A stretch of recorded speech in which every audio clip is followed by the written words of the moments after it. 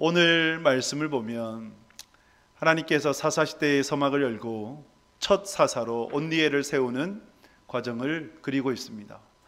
그런데 굉장히 정수만 남겨져 있다. 사족은 다 없애고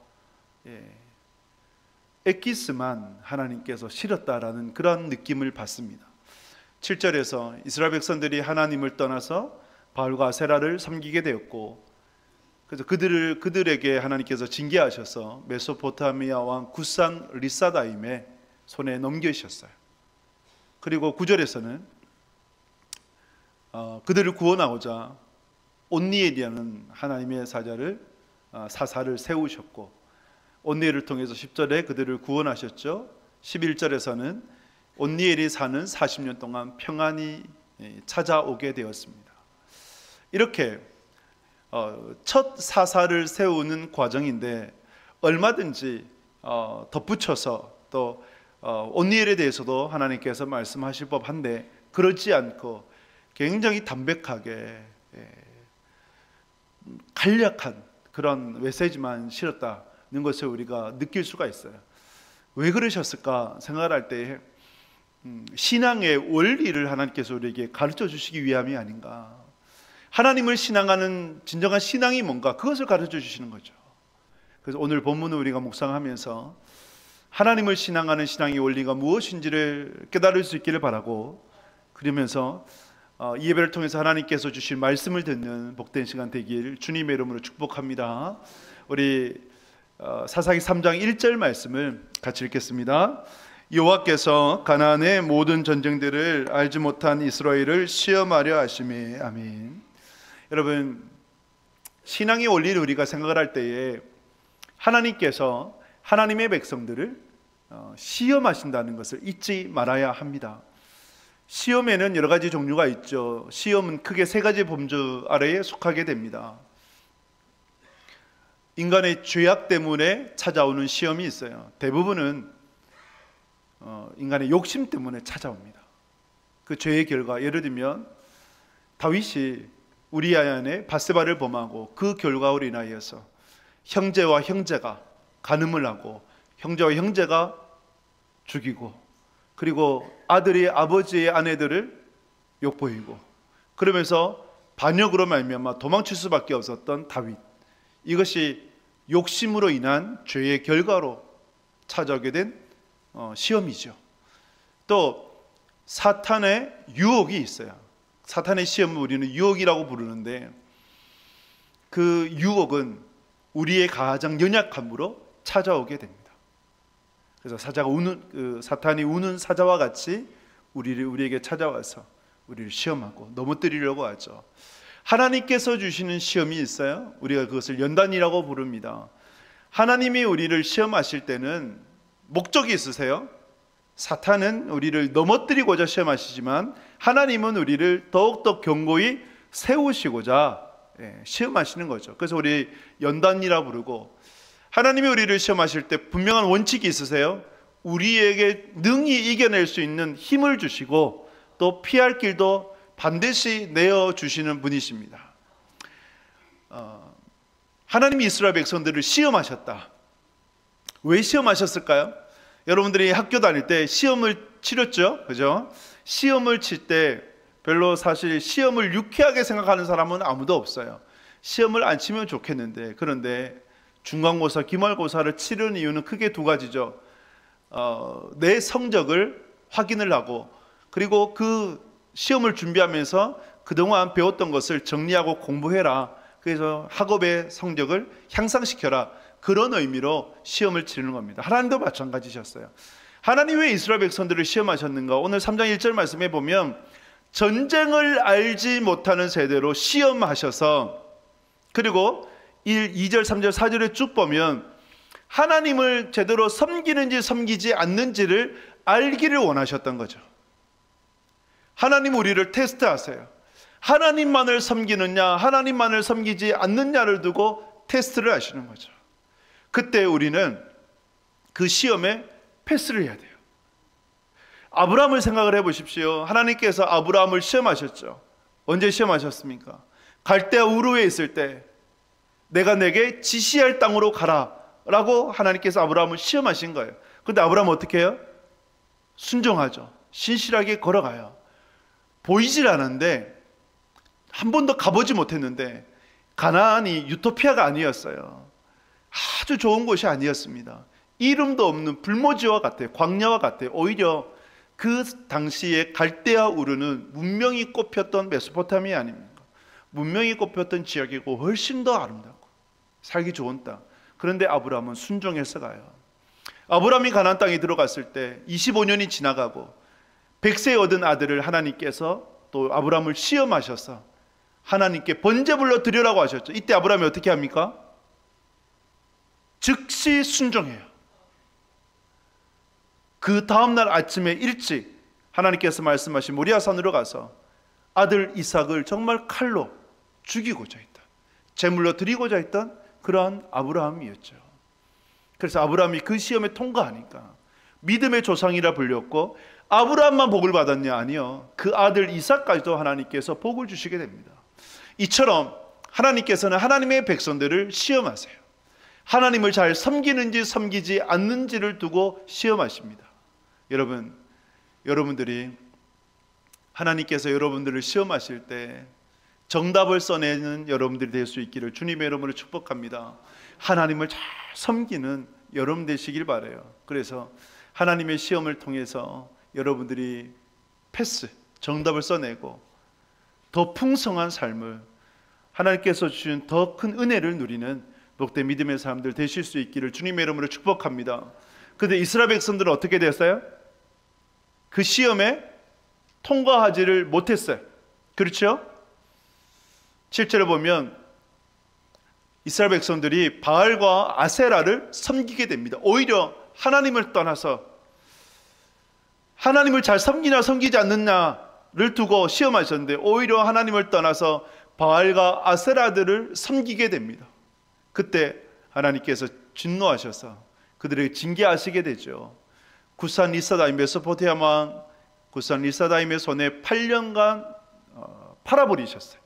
팔았다는 것이 돈 받고 팔았다 그런 의미가 아니라 하나님께서 유기하셨다, 방치하셨다, 그들의 손에 잠시 넘겨주셨다.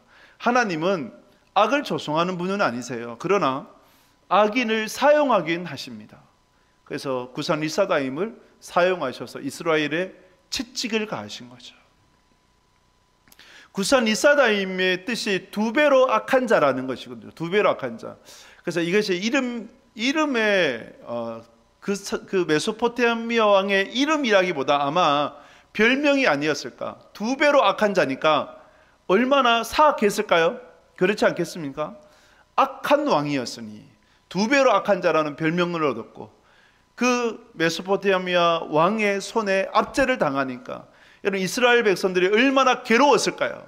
그렇지 않습니까? 얼마나 괴로웠을까요?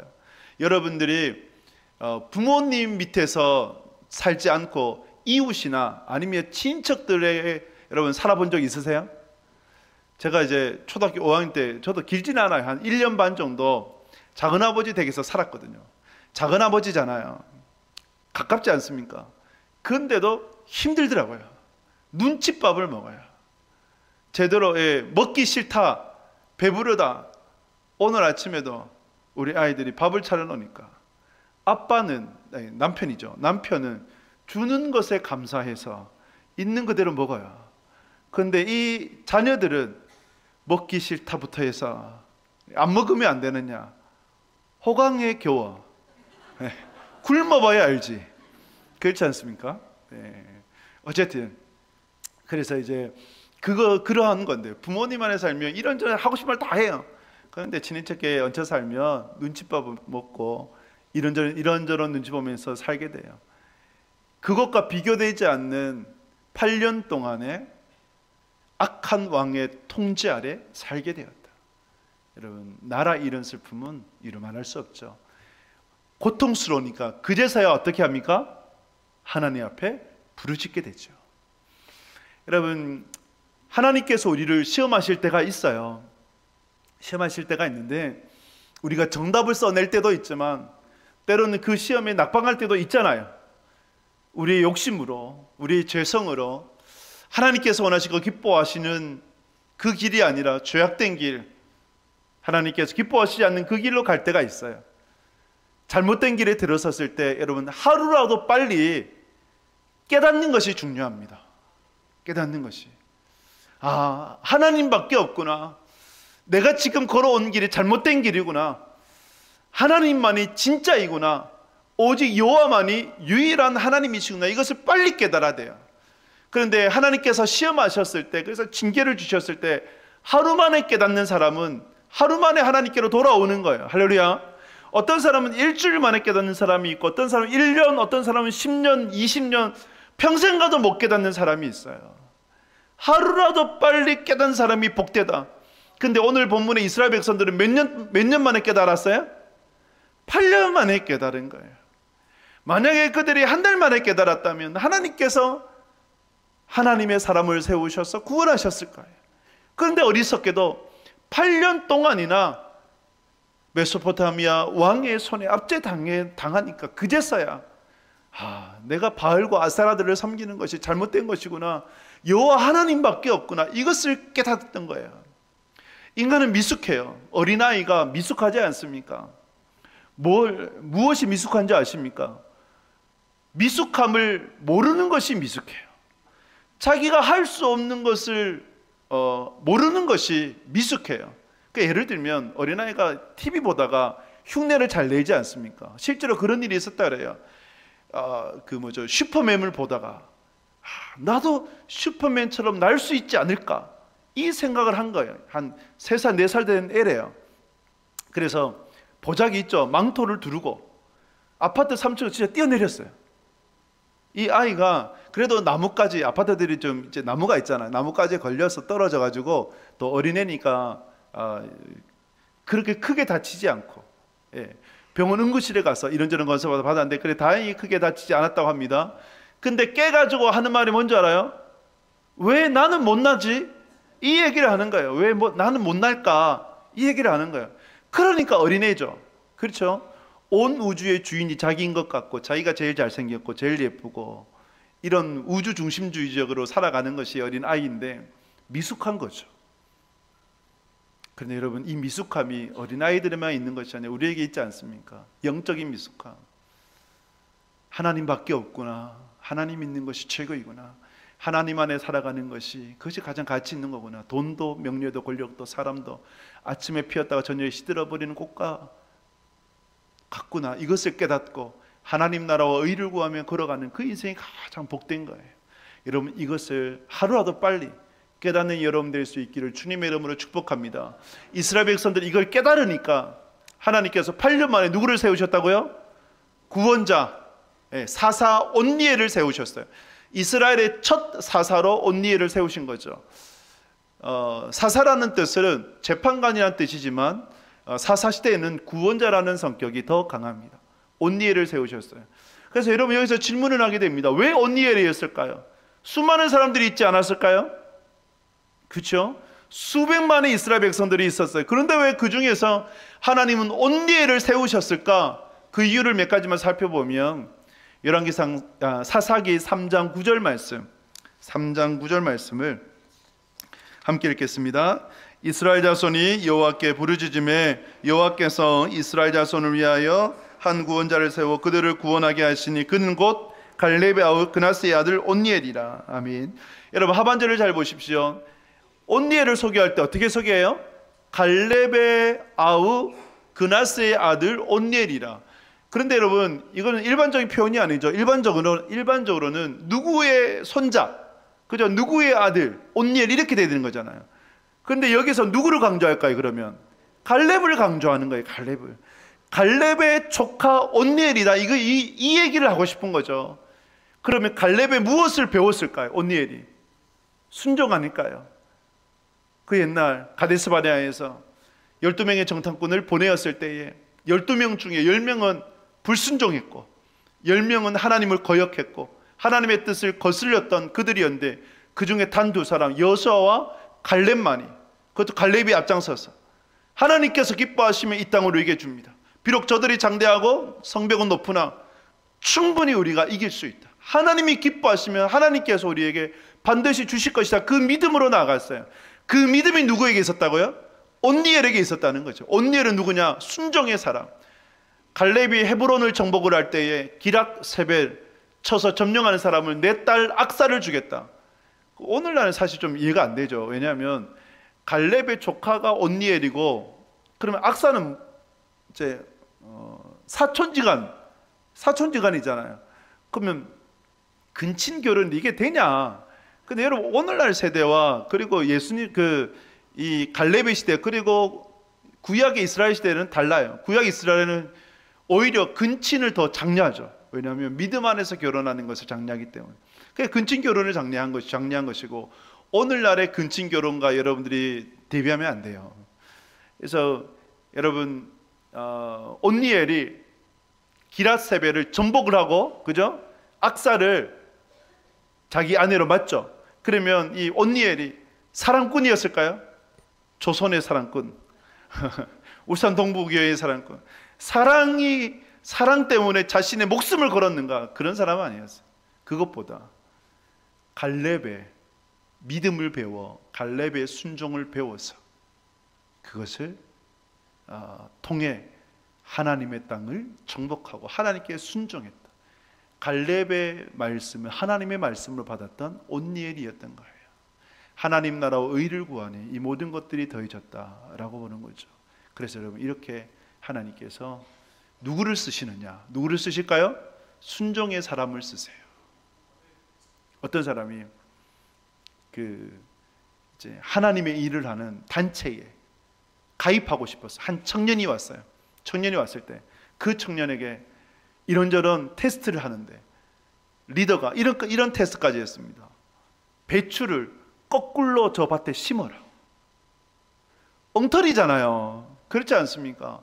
배추를 제대로 심어야 제대로 올라오지. 근데 거꾸로 심어라라 얘기하는 거예요. 그래서 이 청년이 그대로 그 배추를 거꾸로 심어버립니다. 그러면 이 리더가 그 청년을 테스트할 때 무엇을 테스트하기 원했을까요? 순종이죠. 이해는 되진 않으나 리더가 하나님께서 세우신 권위를 통해서 순종하는가 안 하는가, 그 리더십의 순종을 배우는, 순종을 테스트하기를 원했던 것이죠. 여러분, 우리가 신앙할 때 이해돼서 따라가는 거 아니거든요. 보여서 가는 것 아니거든요. 믿음은 이해가 되어서 가는 건 아닙니다. 보이기 때문에 가는 거 아니에요. 하나님의 말씀이기 때문에 순종하는 거죠. 할렐루야. 하나님의 뜻이기 때문에 걸어가는 거예요. 아브라함처럼. 나중에 보면, 뒤돌아보면, 하나님께서 이것 때문에 이렇게 하셨구나. 후회는 알아도 당장은 몰라요. 그래서 하나님은 누구를 쓰시느냐? 바로 하나님 앞에 순종하는 사람을 쓰십니다. 여러분들이 순종하는 하나님의 사람 될 수 있기를 주님의 이름으로 축복합니다. 직업을 선택을 하려 할 때 우리의 인생 가운데 직업이 목적이 되면 안 되지요. 그렇지 않습니까? 우리 일부 예배 때 아이들한테도 얘기를 했지만 의사가 되고 싶었어요. 그래서 열심히 공부했어요. 목표를 이뤘어요. 여러분, 행복할까요? 안 행복할까요? 의사가 됐다. 행복하죠? 목표를 이뤘으니까 기쁘지요? 그런데 그 행복감, 그 기분은 얼마나 갈까요? 얼마 가지 못해요. 결국 허무함이 찾아옵니다. 그래서 우리가 인생의 목적이 내 직업이나 내가 이것을 해야지 이것이 아니라, 직업, 이것은 수단이 되어지고 이 직업을 통해서 어떻게 하나님께 영광 올려드릴 수 있을까? 이 삶으로 우리는 걸어가야 됩니다. 하나님은 우리가 무슨 일을 하는지에 대해서 별로 관심이 없으세요. 하나님은 불법이 아니면 어떤 일이든 좋아요. 사업을 하시는 것도 좋고, 시장에서 장사하시는 것도 좋고, 또 개인적인 어떤 일들을 하는 것도 좋고. 그런데 무슨 일을 하느냐가 아니라 그 일을 어떻게 하느냐, 하나님의 영광을 위해서 하느냐, 그렇지 않느냐, 그것이 중요한 것 아니겠습니까? 그 중심에는 순종이 있어요. 하나님 앞에서의 순종. 그 순종함으로 드려질 수 있는 여러분 될 수 있기를 주님의 이름으로 축복합니다. 온니엘이 쓰임받았던 이유가 뭔가? 3장 10절에서 이렇게 말씀을 해요. 10절 말씀 같이 했습니다. 여호와의 영이 그에게 임하셨으므로 그가 이스라엘의 사사가 되어 나가서 싸울 때에 여호와께서 메소포타미아 왕 구산 이스다임을 그의 손에 넘겨주심에 온니엘의 손이 구사한 리사다임을 이기니라. 아멘. 온니엘에게 무엇이 임했다고요? 하나님의 영이 임했어요.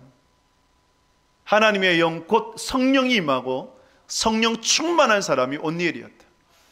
하나님께서는 하나님의 사람을 쓰실 때 외모로 쓰시지 않아요. 출신을 쓰시지 않습니다. 학벌로 쓰시지 않아요. 물질로 쓰시지 않아요. 하나님 누구를 쓰시느냐? 하나님께 순종하는 사람을 쓰시고 하나님의 영이 충만한 사람을 쓰시는 줄 믿습니다. 그리고 하나님의 영을 부어주세요. 하나님께서 예수님께서 제자들을 파송하실 때, 부활하신 예수님께서 제자들을 처음 만나셨을 때 하셨던 말씀이 뭡니까? 부활하신 예수님께서 제자들을 처음 만나셨을 때 하셨던 말씀, 너희에게 평강이 있을지어다. 두 번째로 하신 말씀이 뭘까요? 아버지께서 나를 보내신 것처럼 나도 너희를 보내노라. 파송하셨어요. 파송하시며 덧붙이셨던 말씀이 숨을 내쉬면서 성령을 받으라라고 말씀하셨어요. 하나님의 일은 내 힘, 내 능력 하는 것이 아니라 성령의 도우심으로 감당할 수 있기 때문입니다.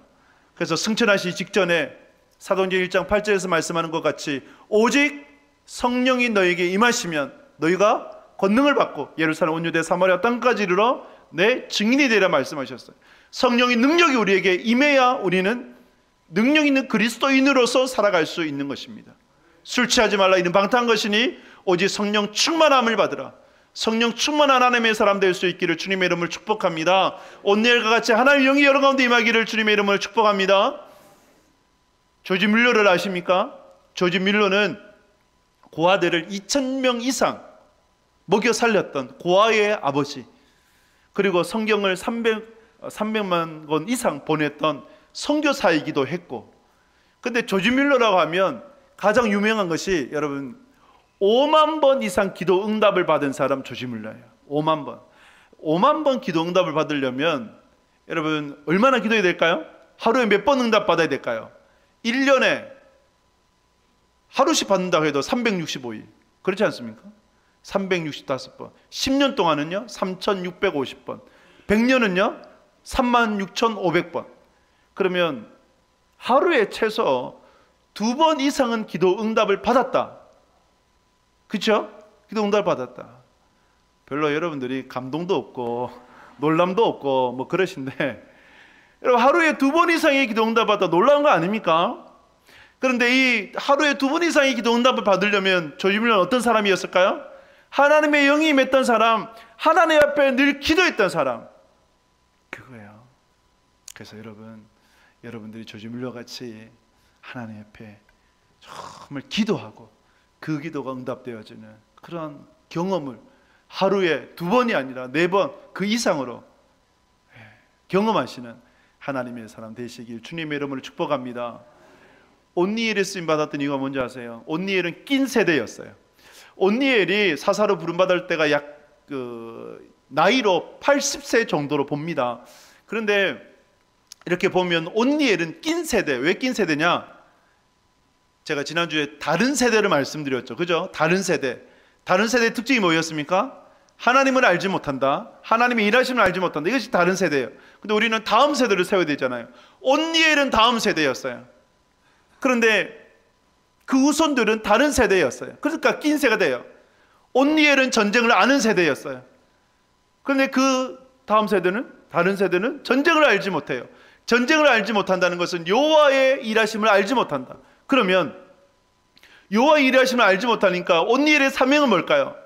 경험했으니까, 하나님이 어떤 분인지 아니까 그것을 어떻게 해요? 전해줘야 되죠. 그것이 온니엘의 사명인 거예요. 여러분들의 사명이 뭘까요?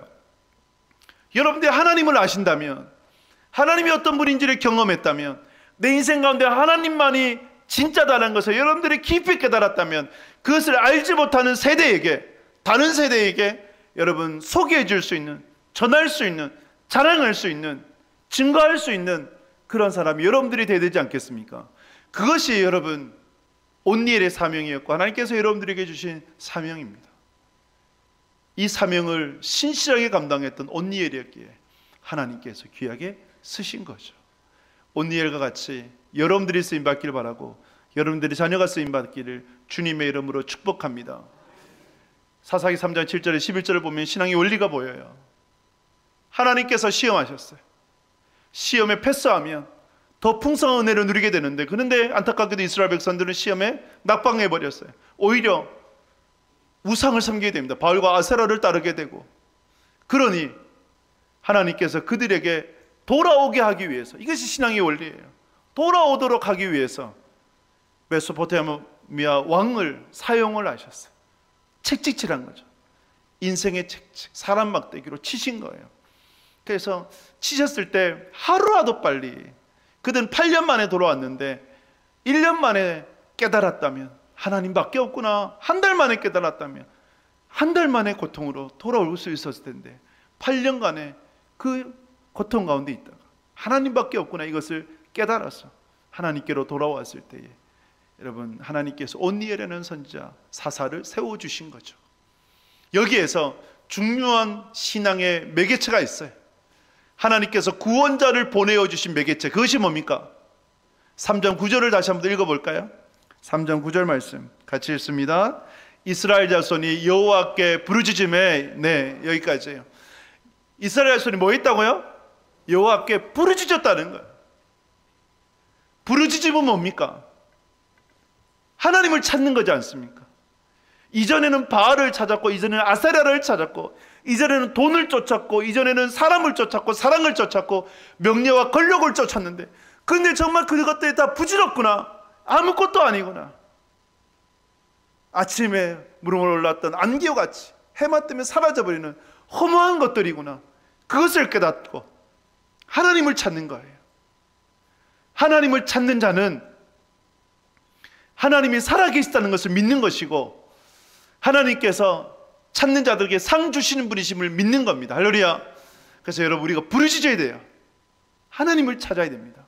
하나님은 살아계십니다.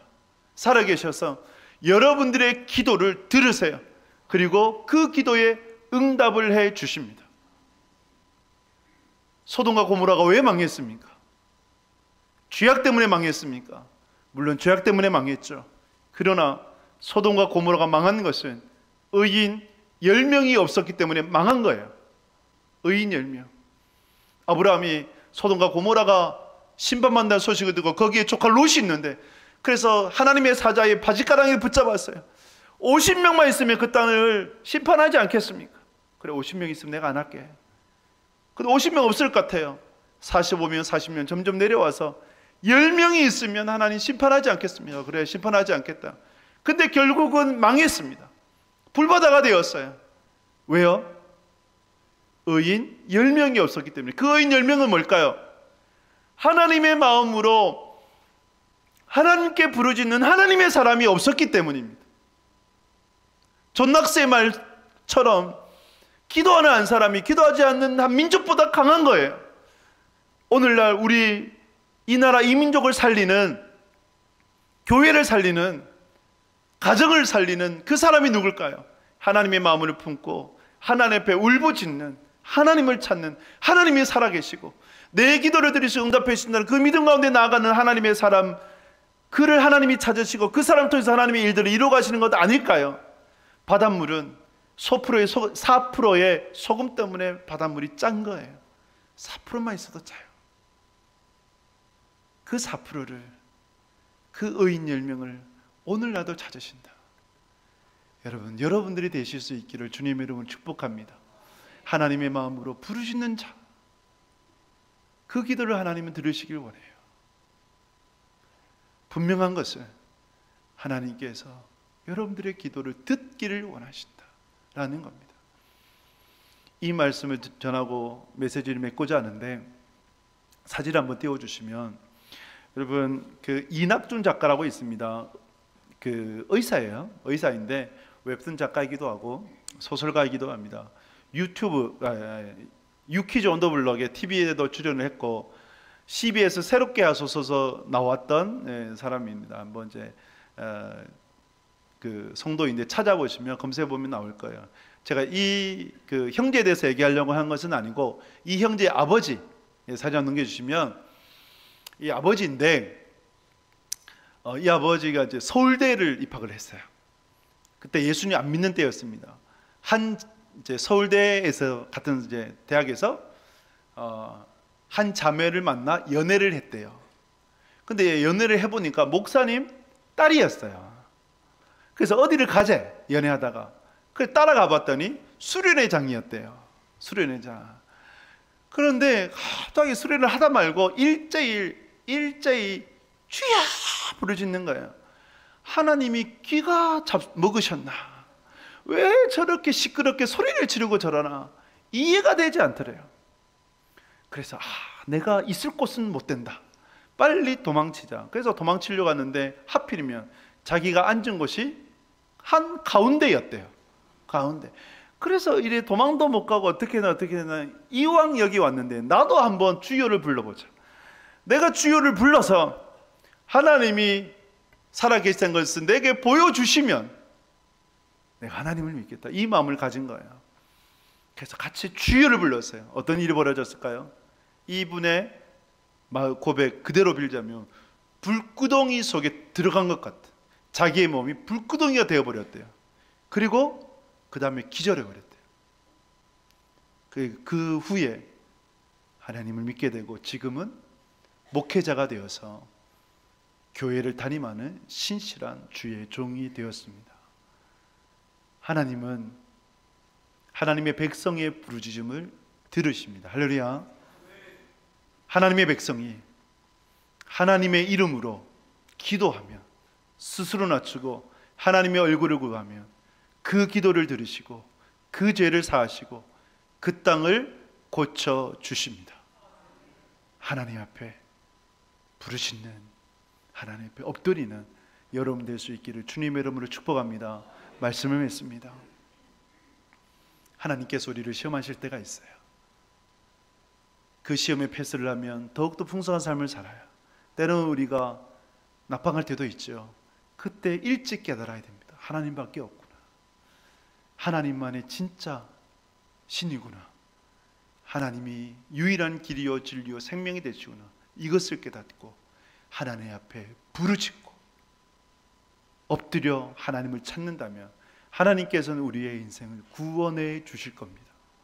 더 이상의 시간 낭비를 하지 마시고 하나님을 찾고 하나님께 매어 달리며 하나님께서 주시는 풍성한 은혜, 풍성한 삶을 살아가는 여러분 되시기 바라고, 온니엘을 세우셨던 하나님, 온니엘이 왜 쓰임받았는가? 순종의 사람이었고 하나님의 영이 임했고 하나님께서 주신 낀 세대의 사명을 감당했기에 쓰임받았다는 것을 기억하시고 여러분과 여러분들의 자녀들이 하나님의 앞에 붙들려 귀하게 쓰임받는 복된 믿음의 사람 되시길 주님의 이름으로 축복합니다.